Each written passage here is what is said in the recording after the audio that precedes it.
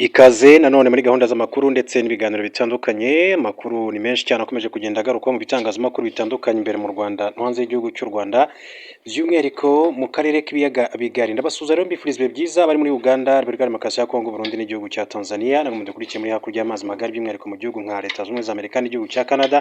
Mwese mbahaye ikaze muri aya makuru. Iminsi iba myinshi igahimwa n'umwe gusa, niko umunyarwanda avuze. Uwitwa Habyarimana akaba rero ari umuhungu wa Juvenal Habyarimana wahoze ari perezida w'igihugu cy'u Rwanda, yitwa Jean Pierre Habyarimana. Akaba rero amakuru aturuka i Paris avuga yuko uyu mugabo wari uri mu mugambi wo gushaka guhungabanya umutekano w'igihugu cy'u Rwanda, by'umwihariko yiyometse kuri FDLR, ni umutwe w'iterabwoba usanzwe urwanya ubutegetsi bw'igihugu cy'u Rwanda, warizwa mu burasirazuba cyangwa se mu mashyamba mu burasirazuba bwa Repubulika Demokarasi ya Kongo.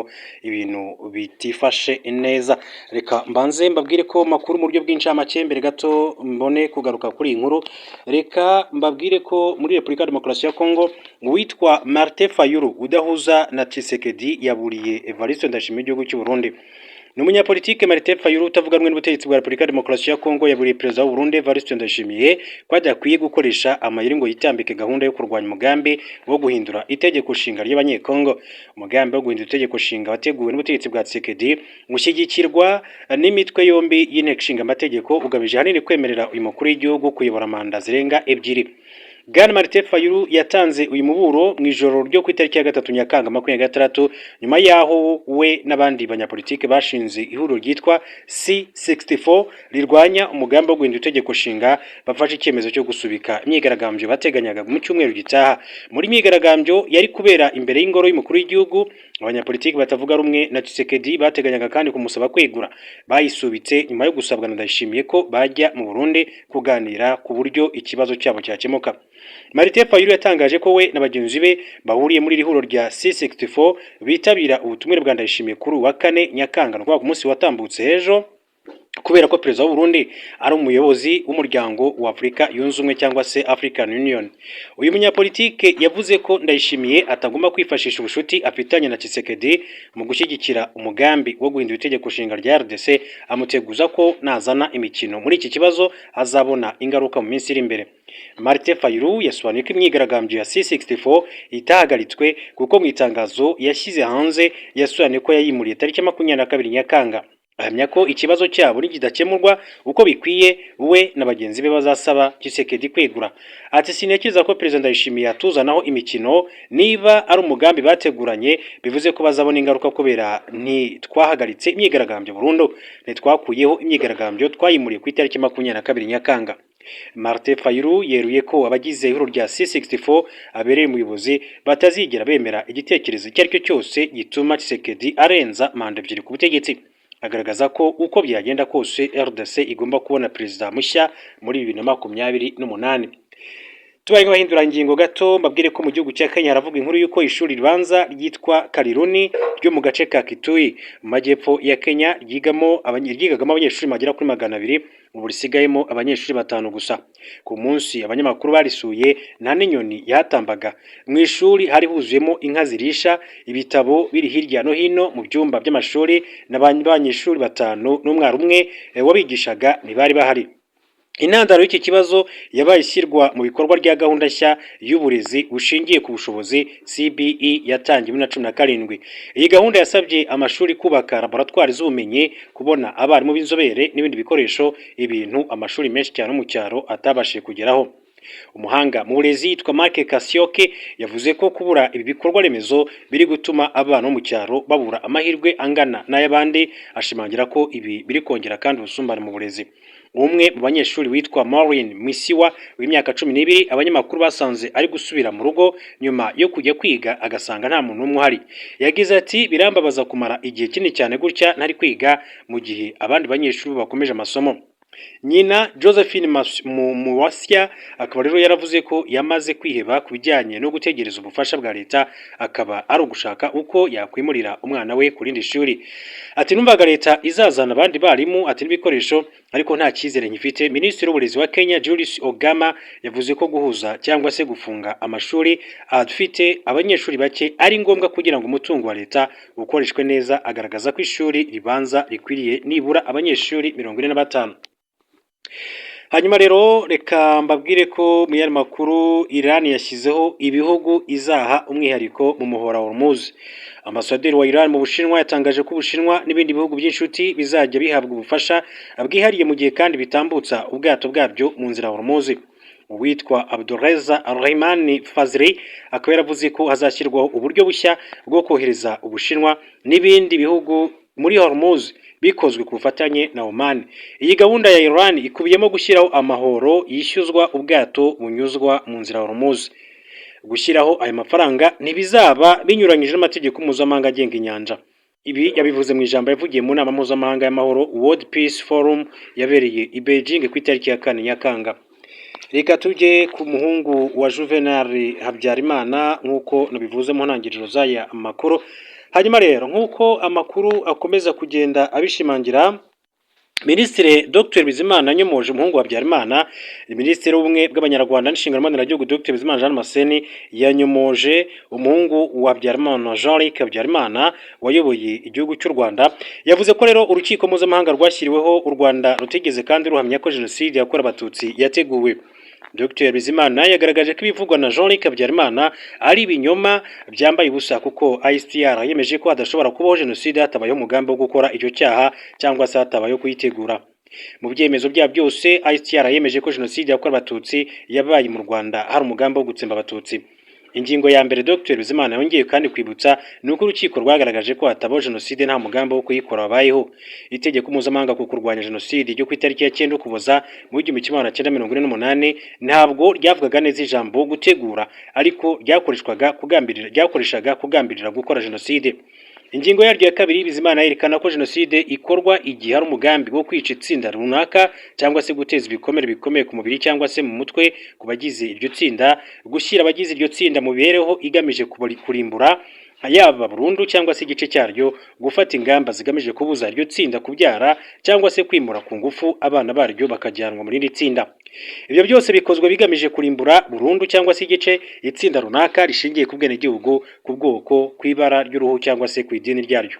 Iri ni itegeko mpuzamahanga ku cyaha cya jenoside. Icya kabiri yamugaragarije n'uko urukiko rwa ICTR narwo rwemeje ko hari umugambi wo gutsemba abatutsi. Dr Bizimana yerekanye ko guhera ku itariki ya 1 Mutarama mu 1994 kugeza ku itariki 31 Ukuboza uwo mwaka, ICTR yemeje mu byemezo byayo ko hari umugambi wo kurimbura ubwoko bw'abatutsi byakurikiwe n'ibyaha bya jenoside ndetse n'ibyaha byibasiye inyokomuntu. Mu bantu 78 ubushinjacyaha bwarigaga icyaha cya jenoside 65 baragihamijwe bakatirwa n'igihano cy'igifungo cya burundu. N'igihano cy'igifungo cyari hagati y'imyaka 6 na 15 ku bemeye icyaha barimo Serushago Omale, Rutaganira Vincent, Paul Bisengimana, Michel Bagaragaza, Joseph Serugendo, George Rugiu ndetse n'abandi, mu gihe kandi rwanakatiye igihano cy'igifungo cya burundu kubanze kwemera icyaha barimo n'abateguye umugambi wa jenoside. Dr Bizimana kandi yamugaragarije ko gutegura umugambi wa jenoside yakorewe abatutsi byari izingiro ku kwemera icyaha kwa Jean Kambanda wabaye minisitiri w'intebe. Yavuze ko kwemera kwa Jean Kambanda kugaragaza ko jenoside yakorewe abatutsi yari yarateguwe mbere ya tariki ya 6 Mata 1994 kandi hagashyirwaho urukurikirane rw'ibikorwa byo gutegura no gushyira mu bikorwa jenoside bikozwe n'ubutegetsi bwe guhera tariki ya 7 Mata mu mwaka w'1994. Ariko ibi bikaba byari byaramaze kandi gutegurwa no gutunganywa mbere y'iyo tariki. Muri ibyo bikorwa harimo gutegura jenoside mu nama z'inama y'abaminisitiri, inama z'abasirikare bakuru n'abayobozi ba gendarmerie, n'inama zo gutegura ndetse no gusuzuma ishyirwa mu bikorwa rya jenoside. Hari imyitozo ya gisirikare n'intwaro zahawe interahamwe, gutegura uburyo bw'icaye buzakorwa, gukoresha itangazamakuru mu kubungabunga bwo mu bukangurambaga mu gukora jenoside, gushyiraho za bariyeri zagenzurirwagaho imyirondoro, ingendo z'abaminisitiri muri za perefegitura mu gutegura jenoside n'ibindi.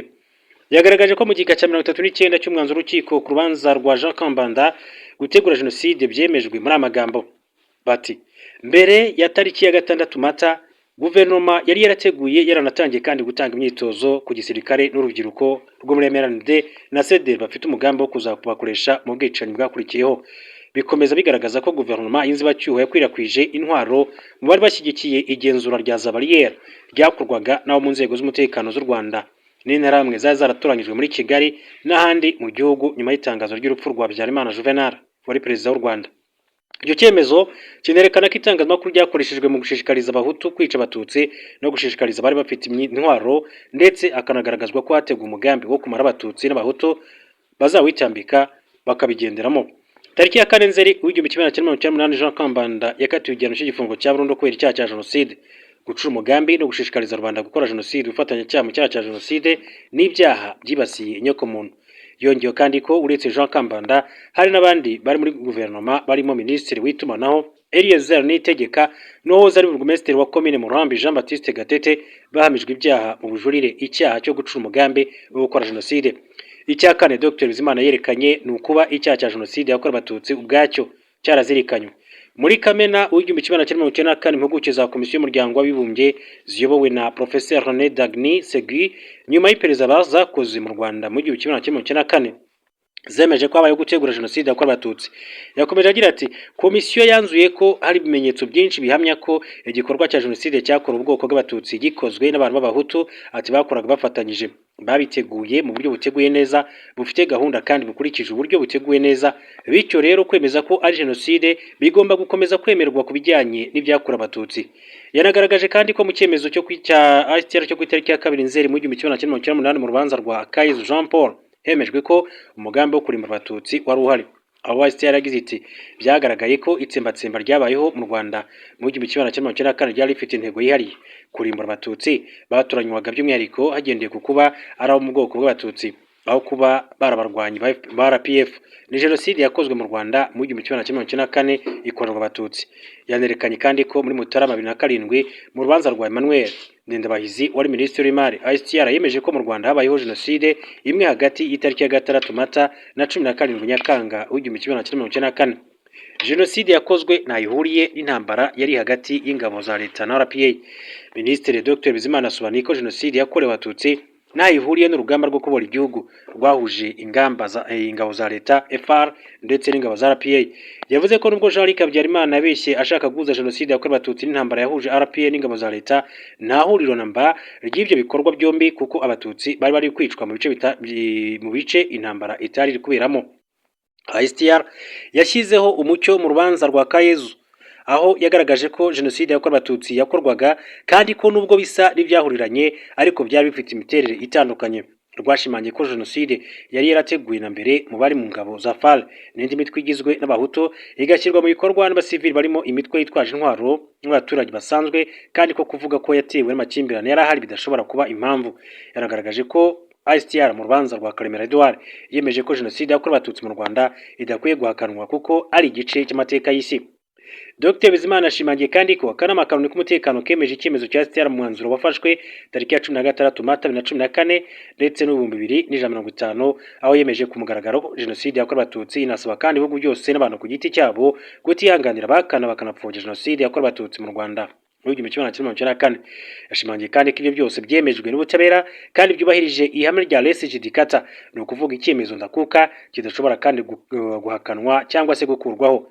Ati bigaragaza neza ko ababeshyi nka Jean-Luc Habyarimana n'abafata ibikorwa be ari abanyabinyoma babaswe n'urwango badashobora kandi kwiyumvisha ko ari ikibi gikwiye kandi gucibwa burundu. Uyu ni wo mwihariko wa Jean-Luc Habyarimana mu gukomeza kandi umurage w'icyaha cy'umubyeyi we Juvenal Habyarimana. Reka tujye kandi kuwitwa Dr Rwamucyo yashinzwe kuyobora mu ibanga cy'imakuru Kangura. Umutangabuhamya yabwiye urukiko rwa rubanda rwa Paris mu Faransa ko Dr Eugene Rwamucyo yayoboraga mu ibanga cy'imakuru Kangura cyakwirakwizaga ingengabitekerezo jenoside n'amagambo yuzuye mu rwango. Dr Rwamucyo azwi cyane mu mujyi wa Butare bitewe n'inshingano yari afite cyane cyane y'ubuyobozi bw'ikigo cyahoze ari Kaminuza Nkuru y'u Rwanda cyari gishinzwe ubuvuzi rusange. Mu mpera za 2024 urukiko rwa Rwanda rwa Paris rwamamije ibyaha bya jenoside byibasiye inyokomuntu rumukatira igifungo cy'imyaka 27. Ari kuburana ubujurire mu rukiko kuva tariki ya 9 Kamena 2026. Ku munsi wa 17 urubanza rw'ubujurire rwa Dr Rwamucyo, urukiko rwumvise ubuhamya bw'abantu bane barimo uw'imyaka 70 y'amavuko. Yasobanuye ko azi uyu muganga kuva mbere ya jenoside yiga mu seminari. Uyu mutangabuhamya yagaragaje ko Dr Rwamucyo yangaga abatutsi kandi ko yagenzuraga ikinyamakuru Kangura cyasohoraga amakuru buri cyumweru akanayakiyobora mu murongo w'ubuhezanguni cyagenderagaho. Kangura yatangiye gukora mu 1990 ubwo ingabo za RPF zatangizaga urugamba rwo kubohora u Rwanda. Mu Kuboza k'uwo mwaka cyasohoye amategeko 10 y'abahutu yanditswe na Habyarimana Gitera Joseph wayoboye ishyaka Aprosoma. Aya mategeko yibasiraga cyane abatutsi akangura abahutu kutagirana nabo umubano wari wose, atagatifuza ibikorwa bibagirira inabi. Ni ikimenyetso cy'urwango rukomeye rwabibwe mu banyarwanda mu butegetsi bwabanje. Yavuze ko nubwo Ngeze Hasani ari we wari umwanditsi mukuru wa Kangura, Dr Rwamucyo ari we muyoboraga akanaha inshingano abandi banyamakuru bacyo. Ndashimangira ko buri cyumweru Eugene Rwamucyo yatangaga uburenganzira bwo gusohora ikinyamakuru, yakosoraga amakosa yose, yari umutozi utaboneka. Ni ukuvuga yari editor mu rurimi rw'icyongereza. Amategeko Maître Alice Zarika wunganira abakoreye ibyaha yabajije umutangabuhamya niba hari aho Dr Rwamucyo yarahuriye n'itsinda ryayoboraga u Rwanda ryari rizwi nk'akazu, asubiza ko afitanye isano nako nk'umuntu ukomoka amajyaruguru y'igihugu. Umutangabuhamya yagaragaje ko Dr Rwamucyo wari umukozi wa Habyarimana wahigaga abatutsi kandi ko yagenzuraga barriere yari imbere ya Hotel Foko i Butare. Yavuze kandi ko we na Vincent Nzinizeyimana aribo bakoraga urutonde rw'abahanga batagiraga uruhare muri jenoside. Ati ku bahanga b'Ibutare bagize uruhare muri jenoside yakorewe abatutsi mu 1994, uyu mutangabuhamya yasobanuye ko Dr Rwamucyo ari we wabibajyanyemo kandi ko ari nawe kandi washinze ishami ryitwaga Power mu mashyaka nka MDR. Umunyamategeko wa Rwamucyo Maître Ferouze Daniel yamubajije uruhare rw'abahanga muri jenoside, amusubiza ko amashuri yabo yapfuye ubusa kuko bagombaga kandi kwifashisha bubaka sosiyete aho kuyisenya. Ati kubera iki ujya kwiga kandi udashaka gufasha isi gutera imbere, ugakora ibibi ukica abantu aho kubatabara? Uko mbyumva ibyo ntibyumvikana.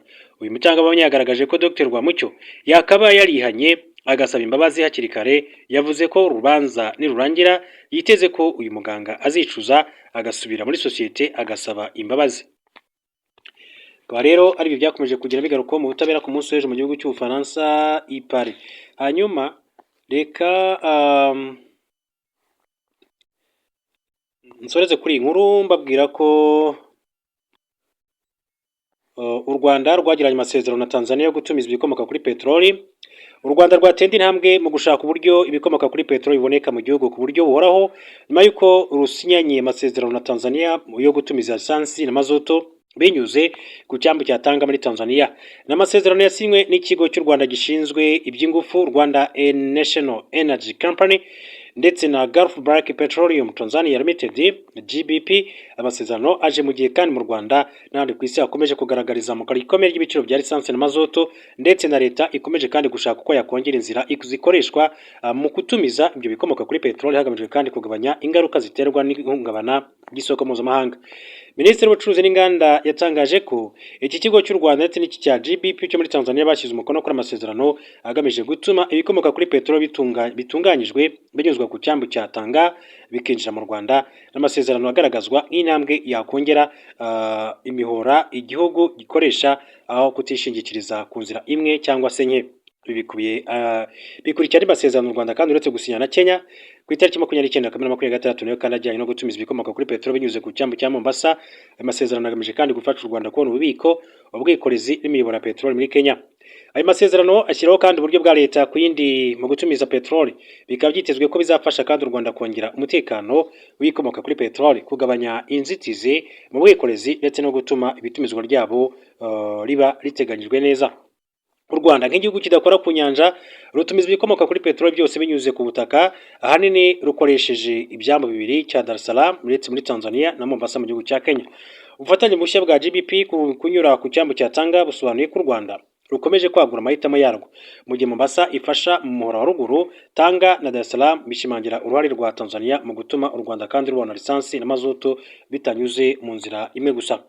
Ibi bifite rero ishingiro kuko mu mezi 3 lisansi yongereho 949 kuri litiro, bingana 47.7% n'amazutu yo yazamutseho 979 kuri litiro, bingana 50.3%.